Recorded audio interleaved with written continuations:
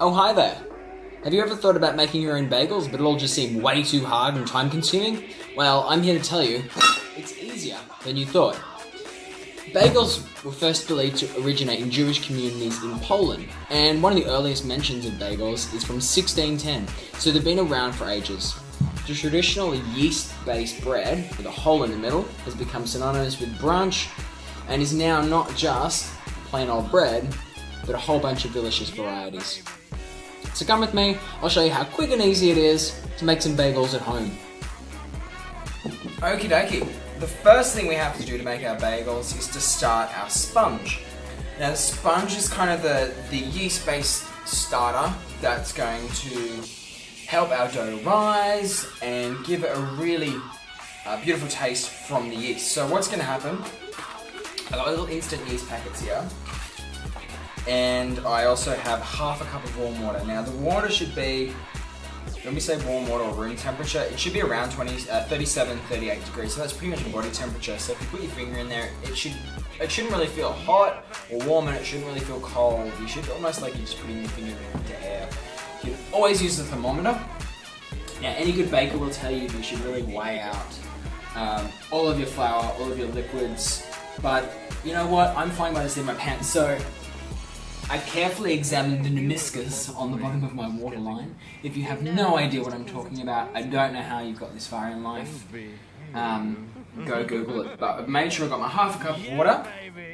Now, think of these little guys as sea monkeys that you had as a kid. They come dry and inert in this little pack here. This is the only living thing you're ever going to see in my food, by the way. And we're going to put them in this water, but we also need to give them food. Remember that really foul-smelling stuff that you used to give your sea monkeys? Well, we've got some slightly less foul-smelling stuff in the form of sugar. So, to our warm water, we're going to add 4.5 teaspoons of sugar. We want something that's going to dissolve fairly easily. And this is going to, is that 3? This is going to form a nice meal for our yeast. 4.5 teaspoons, there we go. This is going to form a nice meal for our yeast to start eating on, and they're going to start to release some gases. So you're going to be tempted to stir it right here. Don't stir it. This is like minimal effort stuff. Grab your pack of yeast. So these are 7 gram sachets. I know this is the right amount because I've made these ones before. I'm just going to go pour them in here. Your little sea monkeys. Off you go. Cool. Now, if your water is too cold, sugar's not going to dissolve and the yeast aren't going to wake up. If it's too hot, you're just going to kill the yeast. So that's why it's fairly important to get it around that 38 degrees. You can use a coffee thermometer if you've got one that's got a gauge on it. I've got an infrared one, which is really good for measuring all sorts of beautiful stuff.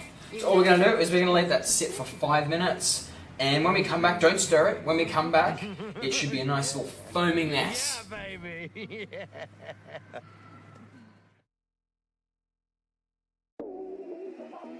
Okay, so here comes the next part. We need to actually start making our dough.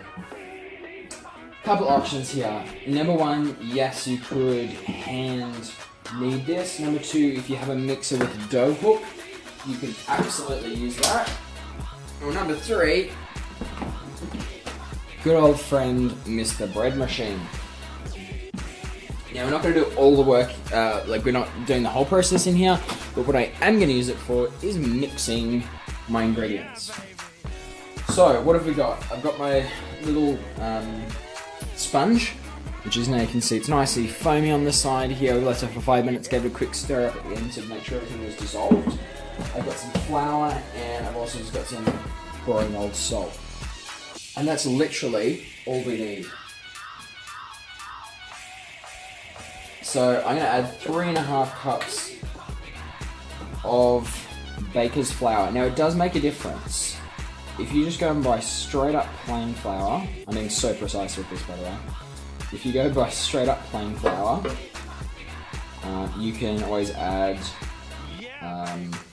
some bread improver to it, or you can buy a bread mix, or this mix I actually got from Naked Foods in Rapilli, which is an unbleached baker's flour, which you can buy from the bulk bins, which is great. You know how Mr. Kensington feels about that. About half a cup there. Add that in. So there's the basis of our flour. And then we just need 1.5 teaspoons of salt.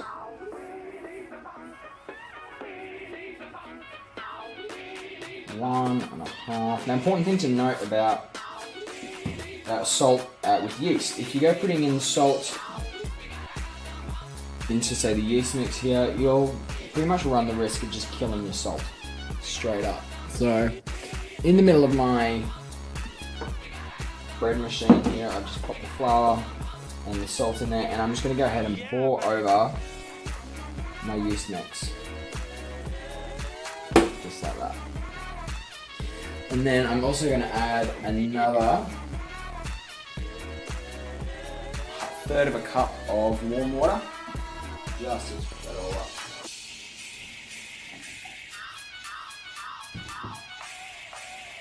Carefully measured. Now when you're making any sort of dough, depending on the weather, depending on where you live, it's going to alter how much liquid you might need. As my grandmother would always say, you can always add more, but you can't take liquid out. So it's better off to have a slightly dry dough and have to add a little bit more liquid than going the other way. Although you could always add more flour. Right, so bread machine. I'm just gonna plug it in. So basically, I've got this machine to set up to do a 10-minute knead. Why don't you ever model for me? So it's going to knead the dough for 10 minutes, then it's going to rest it for an hour. Then after an hour, it's going to essentially punch down the dough for about 2 minutes. And at that point, we can pick back up, start to form our balls. So if you do this by hand or on a stand mixer, 10 minutes of good solid kneading. Once you've got that out,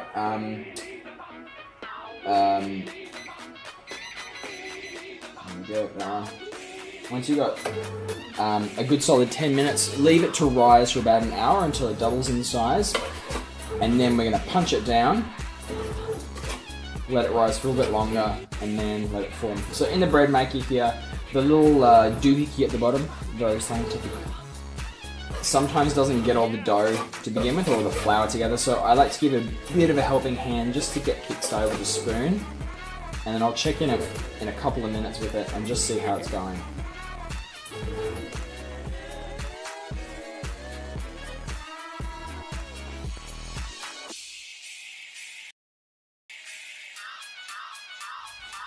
Okie dokie, so some time has elapsed. So let's take a look at our bread machine and pull out the dough.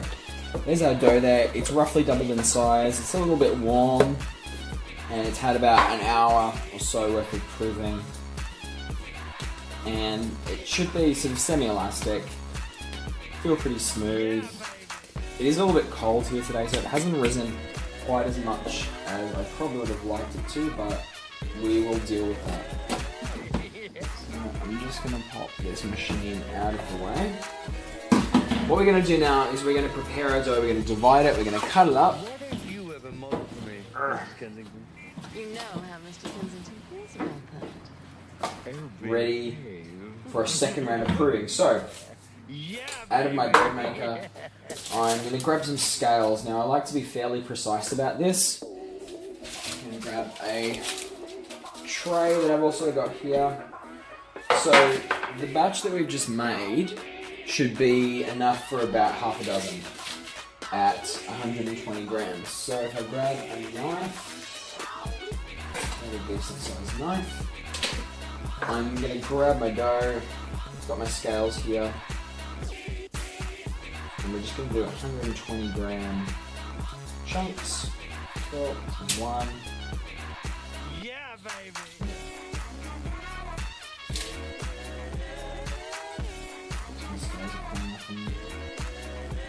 We'll repeat this process for each of the balls of dough.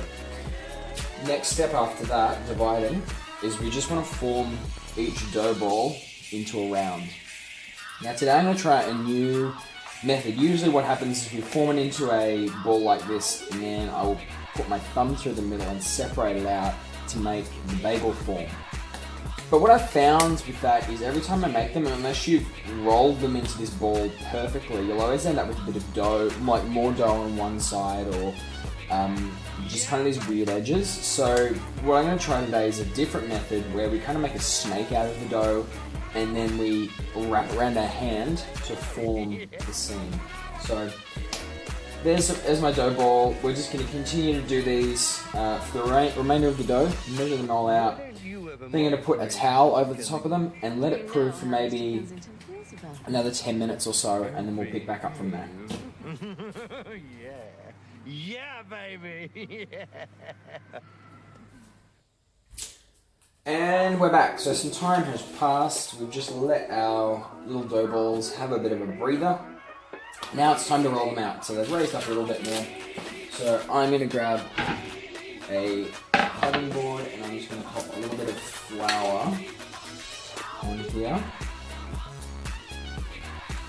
Okay, so this is the first time I've used this methodology, so let's see how it goes. So the theory goes like this: you grab yourself a ball and you want to try and flatten it out into kind of a rectangle shape. Yeah, baby. That to get all the air out of it. Push it out, and then on the inside, just fold in the edges. And then what am I doing? Just like that, I think. Folding the edges, and then just start rolling it. You're probably going too heavy on the flour. Until you've got something. Some hot, but we go with this until it's about 2 fists wide, so about that wide. Let me just sort out this flour situation. I've gone and put too much on my board.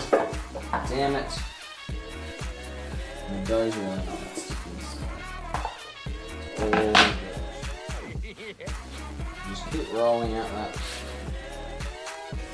stretch. Why don't you ever model for me, Mr. Kensington?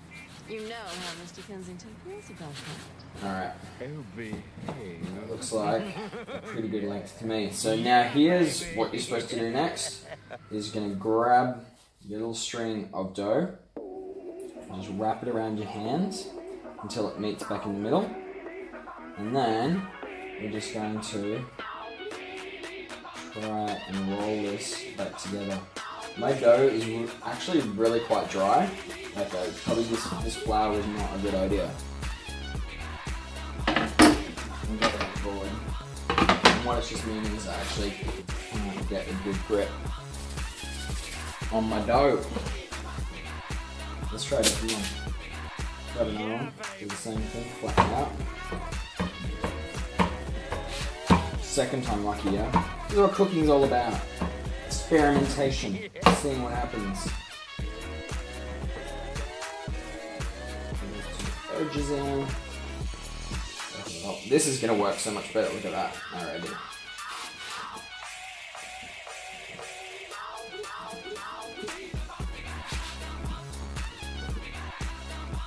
What would be even better? I've got a tiny bit of water on my hands. I think it's also going to help process. Stretch it out. Wrap around my hands, and then just using the bench. There we go. There's the trick. Use a bit of water. So if you're finding it's kind of just not really sticking, just get a tiny bit of water in your hands.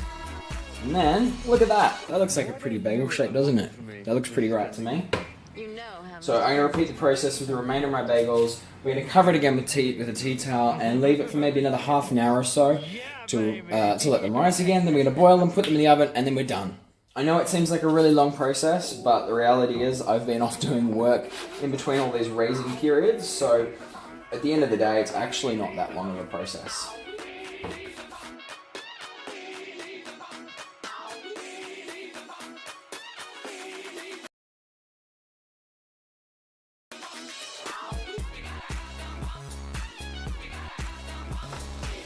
Alrighty. Ta-da! They're our beautiful little bagels. we're ready to do the last step, which is to boil the bagels, and then we're going to top them and then put them straight into the oven. So what I've done here is I've preheated my oven to 220 degrees Celsius. I have brought to the boil a bit of water, enough to kind of float the dough in there. I've also put a couple of teaspoons of sugar in there, just to add a bit of sweetness. So here's what's going to happen. I'm going to put these down presentation side first, 2 at a time, boil them for 1 to 2 minutes. Then what I'm going to do is I'm going to take them off and we're going to top them. So let's get the first one started. So your bagel should float. We're just going to gently place them in there. Now I use a slotted spoon like this to turn them over. So as I said, minute or two, the longer you tend to leave them, the harder the outside and the chewier the inside. The whole purpose of boiling a bagel is you're essentially steaming a portion of it. So you're getting all this moisture into it, and then we shove it straight into the oven, and it's going to get a nice firm outside, but the inside's still going to be really, really nice. You know how Mr. Kinsey... I'm going to make 3 different variants today on topping. I'm going to make 1 sweet, 1 savory, and 1 plain salt. So what I've got some lemon rind. In here I've got some coconut sugar and some normal white sugar. So that's going to be my sweet bagels. I've also got some dukkha, which that's going to be my savory. And then I'm just going to have some good old salt to do my plain, boring salted bagels. They're not going to be boring at all. So one thing I'm noticing already, my new little technique of rubbing my bagels together, I can see they're starting to split apart a little bit. So this seam here, I think my dough might be just a little bit too dry today. So in the future, what I'll probably do is just make it a tiny bit wetter, or make sure that this seal is really happening, because in the water this has already started to split. So I've turned these bagels here. Let's see if we can't rescue these other ones. I don't really want them to split. Alright, I'm going to say that's pretty good for my first lot. I'm going to scoop it out, put them onto my tray, and get the next 2 going. Hopefully I can rescue these. So I'm going to make these ones the sweet ones first. So I'm going to cover that with the sugar. Why don't you ever model for me, Mrs. Kensington? You know how... Now bearing in mind that we've already put, a little bit of sugar into the bagel mix to start with, we've also put some in the water, so it's already going to have an overtone of sweetness to these bagels, just to help cut through the breadiness. And then I'm going to kind of push in a little bit of this lemon rind into the top, because they will expand in the oven. You don't really want them to go too far astray, so just push it in a little bit to the surface. Cool. And then I'm just going to repeat the same thing with these guys here. These are pretty much ready to flip. These seem to have stayed together a little bit better, which is kind of good. I'm going to do the dukkha on these ones, and then we'll do salt on the final ones, and then we'll pop them in the oven. We're going to cook them for about 15 minutes. Check them after about 10. We are using a pretty hot oven, 220 degrees, because we want to get the water evaporating pretty quickly out of the bagel so they start to rise. So keep an eye on them, you don't want them to go too brown.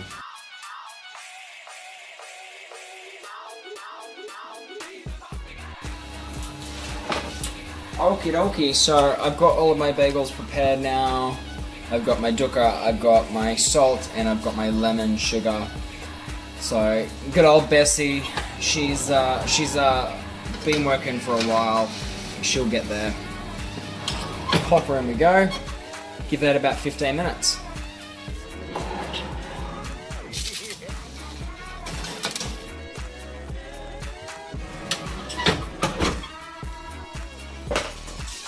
Why don't you ever model for me, Mrs. Kensington? Oh, check them out.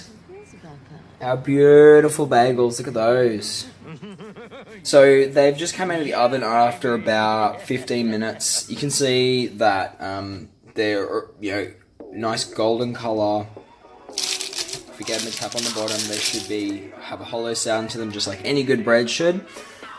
Be a little bit careful about what you are putting on top of them. You can see the lemon rind I've got on here has gone a little bit brown. That's okay. It does mean it could go a little bit bitter, so just pick and choose what you've got. So that's how easy bagels are to make. What would go great with these, the lemon with the sugar, I would probably pair that with some Nuttelex, and you could even put some more of the lemon rind through it to make like a lemon butter. The good old salted bagel, good for anything, good for a sandwich, good for a snack.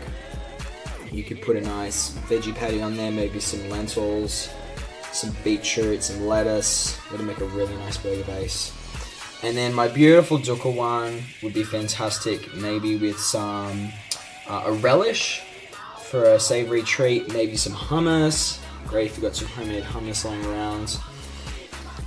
Bagels, they're going to keep in the freezer for a good couple of months, so you can make plenty of them in advance. You don't need to sort of be stressing too much about eating them all, but I honestly don't think these bagels are going to last very long around here. So that, my friends, is how you can make some beautiful homemade bagels. I know it seems like it took me a long time to make them, but realistically, I was just in the other room doing a whole bunch of work while the dough was rising and improving, and it only takes 15 minutes for the baking process. So using a bread machine or using a dough hook, it's going to speed up even more. So they're a really convenient bread to make when you're busy.